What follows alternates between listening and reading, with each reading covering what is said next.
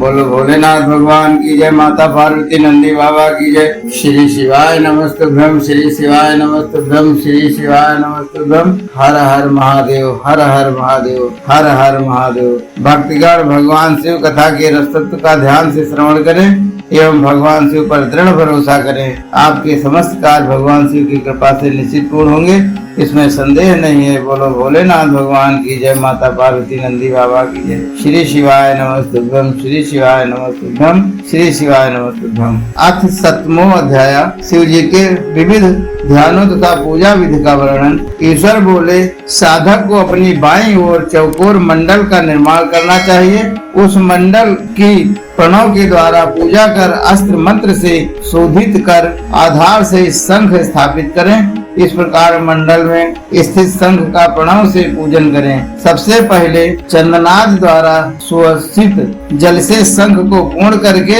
7 बार प्रणव द्वारा अभिमंत्रित कर गंध पुष्प आदि से उसका पूजन करें और धेनु मुद्रा तथा शंख मुद्रा का प्रदर्शन करें। उसके आगे चतुष्कोण का निर्माण करें, जिसके बीच में अर्धचंद्र तथा उसके मध्य भाग में त्रिकोण बनाएं। फिर उस त्रिकोण में खटकोणात्मक वृत्त बनाएं। इस प्रकार मंडल की परिकल्पना करें। मंडल का गंध पुष्पाद द्वारा प्रणव से पूजन करके वहां पर आधार युक्त अर्ध पात्र स्थापित कर उसे जल से परिपूर्ण कर गंधादि से अर्जित करें और उसमें कुशा का अग्रभाग, अक्षत, जौ, व्रीहि, तिल, घृत, पीली सरसों, पुष्प और भस्म का निक्षेप कर सद्योजात आदि खडंग मंत्रों और प्रणव मंत्र से पूजा करें। उस अर्ध पात्र की गंध पुष्पादि से पूजा कर कवच से अभिमंत्रित करना चाहिए। अस्त्र मंत्र से उसका अवगुणन करके रक्षा हेतु धेनु मुद्रा प्रदर्शित करना चाहिए। फिर अस्त्र मंत्र द्वारा उसका अपना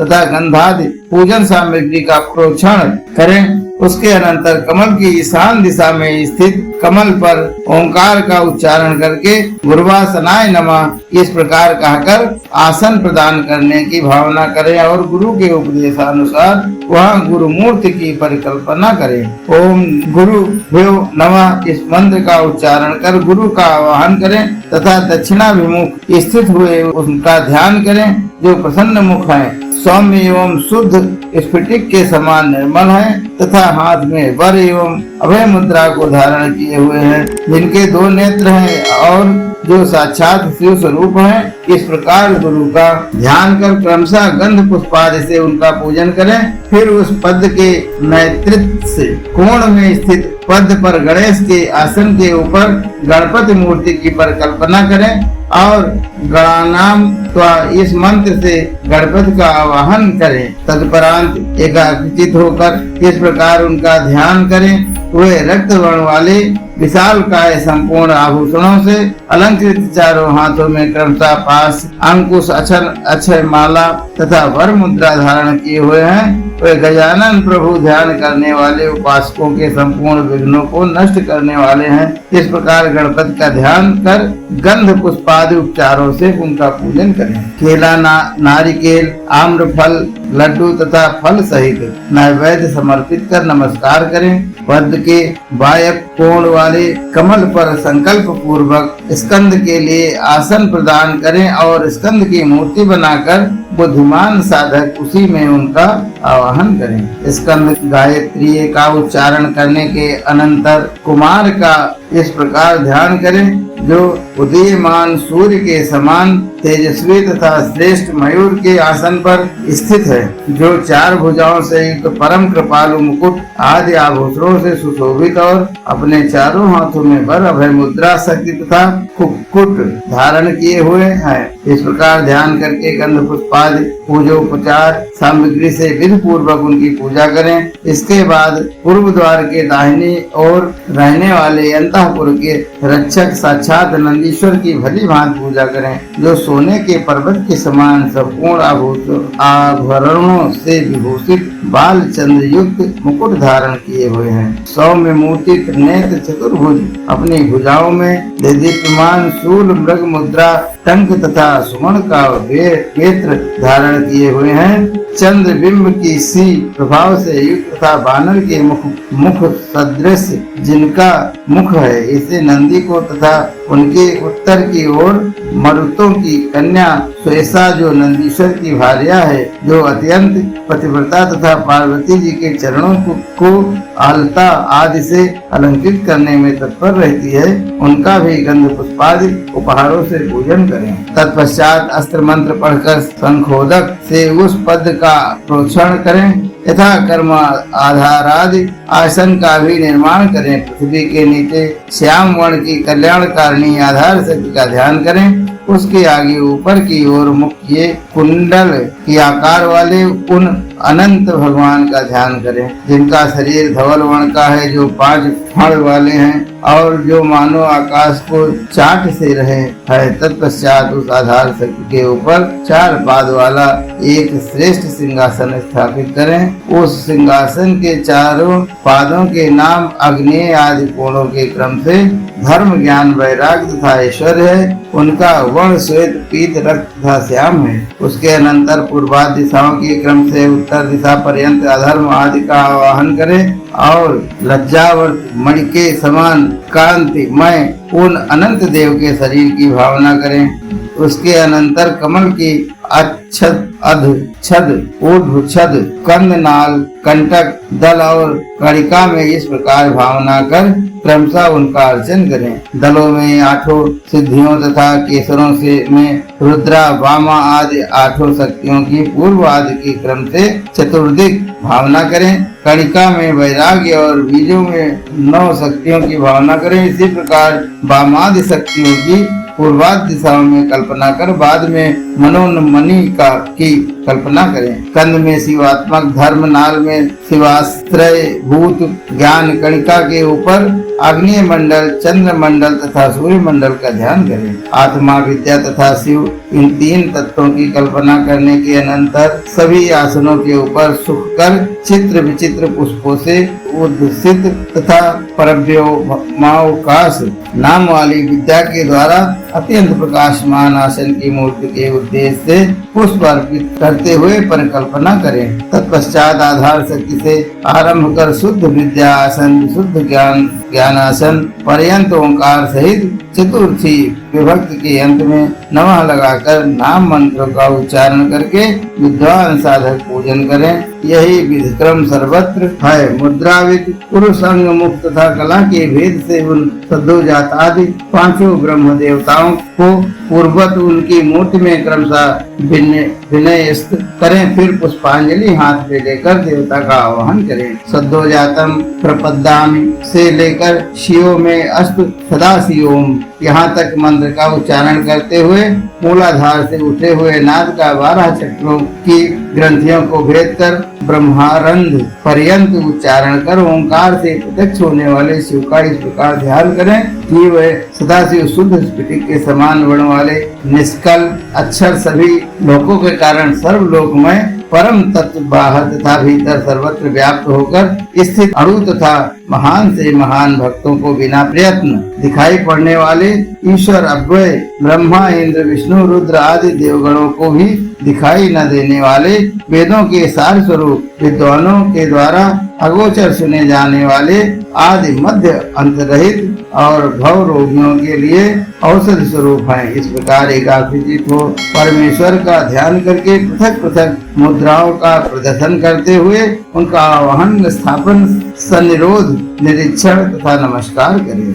शकल तथा निष्कल दोनों ही स्वरूपों वाले साक्षात सदाशिव देव का इस प्रकार ध्यान करके कि वे शुद्ध स्फटिक के समान स्वच्छ, सर्वदा प्रसन्न, शीतल कांति से युक्त, विद्युत के वलय के सदृश जटा रूपी मुकुट से सुशोभित, व्याघ्र चर्म का वस्त्र धारण किए हुए, मंद हास्य से युक्त, मुख कमल वाले, रक्त कमल की पंखुड़ी के समान प्रतीत होते हुए, करतल, पदतल तथा अधर वाले संपूर्ण लक्षणों से संपन्न, सभी आभरणों से विभूषित, हाथों में दिव्य आयुध धारण किए हुए, दिव्य गंध का लेप लगाएं हुए, 5 मुख तथा 10 भुजाओं वाले और सिर पर अर्धचंद्र स्वरूप मणि को धारण किए हुए हैं। इनका पूर्व दिशा का मुख सौम्य बाल सूर्य के समान कांतिमान, कमल के समान 3 नेत्रों से युक्त तथा बालचंद्र से सुशोभित मस्तक वाला है।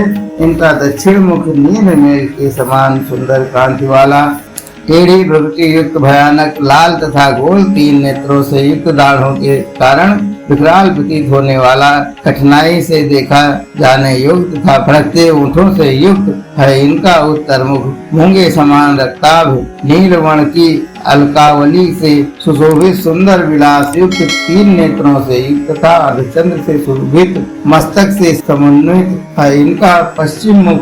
पूर्ण चंद्र के समान मनोहर 3 नेत्रों से उज्जवल चंद्र रेखा को धारण करने वाला, सौम्य एवं मंदहास के कारण मनोहर है इनका 5वां मुख। स्फटिक के समान स्वच्छ चंद्र रेखा के द्वारा उद्रसित अत्यंत सौम्य तथा खिले हुए 3 नेत्रों से भासमान है। इनके दक्षिण का भाग शूल, परश, वज्र, खड्ग एवं अग्नि से उद्रसित है और वाम भाग पिनाक नामक धनुष बाण, घंटा पास एवं अंकुश से दीप्यमान है। वे जानु पर्यंत निवृत्त नामक कला से, नाभि पर्यंत प्रतिष्ठा नामक कला से, कंठ पर्यंत विद्या नामक कला से, ललाट पर्यंत शांता नामक कला से तथा उसके ऊपर स्थानीयता नामक परा कला से युक्त है।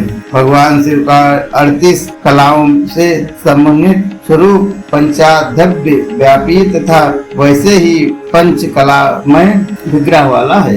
इन पुरातन महेश्वर देव के मंत्रात्मक श्री विग्रह का ईशान मंत्र शिरो मुकुट, तत्पुरुष मंत्र मुख अधोर मंत्र, हृदय वैसे ही गुहा देह वाम देव मंत्र तथा चरण सद्योजात मंत्र है। वे मात्र कामय, पंच ब्रह्ममय, ओंकारमय तथा हंस न्यासमय है। वे पंचाक्षरमय, खडक्षरमय, 6 अंगों से युक्त तथा 6 जातियों से युक्त हैं। हे प्रिय, इस प्रकार मेरा ध्यान कर मेरे वाम भाग में मणि स्वरूपा आप गौरी का, गौरी में माय इस मंत्र के आदि में ओंकार लगाकर भक्ति पूर्वक आवाहन करके पूर्ववत नमस्कार पर्यंत पूजन करें।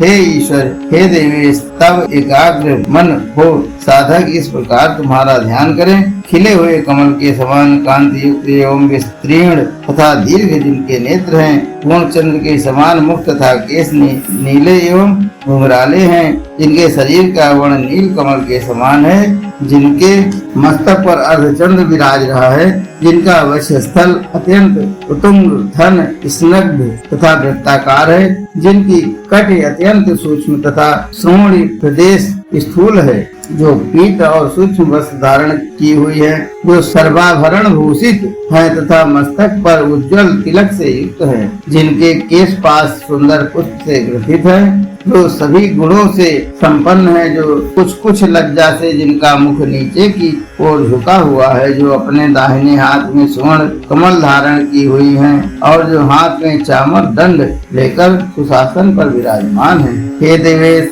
इस प्रकार स्थिर चित्त होकर मेरा तथा तुम्हारा ध्यान करके ओंकार से क्षणादि पूर्वक शंख के जल से स्नान कराएं। भवे भवे नाति भवे इस मंत्र से पात्र अर्पित करें। वाम देवाय नमः इस मंत्र को पढ़कर आचमन प्रदान करें। ज्येष्ठाय नमः ऐसा कहकर शुभ वस्त्र प्रदान करें तथा श्रेष्ठाय नमः ऐसा कहकर यज्ञोपवीत प्रदान करें। इसके बाद रुद्राय नमः इस प्रकार कहकर पुनः आचमन कराएं। कालाय नमः ऐसा कहकर भली भांति निर्मित उत्तम गंध प्रदान करें। कल विकरणाय नमः ऐसा कहकर अक्षत प्रदान करें तथा बल विकरणाय नमः ऐसा उच्चारण कर पुष्प अर्पित करें। बलाय नमः ऐसा बोलकर यत्न पूर्वक धूप दे और बल प्रमथनाय नमः ऐसा कहकर उत्तम दीप प्रदान करें। खड़ंग ब्रह्म मंत्रों मृतिका सहित प्रणव शिव और शिव शक्ति सहित क्रम से मुझे तथा आपको मुद्रा दिखाएं। हे सुंदरी, उसके बाद पहले मेरा पूजन करें तथा बाद में तुम्हारा पूजन करें। जब तुम्हारी पूजा करें तब स्त्रीलिंग पदों का प्रयोग करें। हे पार्वती, मात्र इतना ही भेद है और कुछ नहीं। इस प्रकार भली भांति विधि के अनुसार ध्यान और पूजन कर बुद्धिमान पुरुष मेरी आवरण पूजा आरंभ करें। बोलो भोलेनाथ भगवान की जय। माता पार्वती नंदी बाबा की जय। श्री शिवाय नमस्तुभ्यं, श्री शिवाय नमस्तुभ्यं, श्री शिवाय नमस्तुभ्यं। तेरा ही दिया मैंने खाया पिया है, तेरा शुक्रिया है, तेरा शुक्रिया है। मुझे भोले बाबा ने सब कुछ दिया है, तेरा शुक्रिया है, तेरा शुक्रिया है। हर हर महादेव, हर हर महादेव, हर हर महादेव।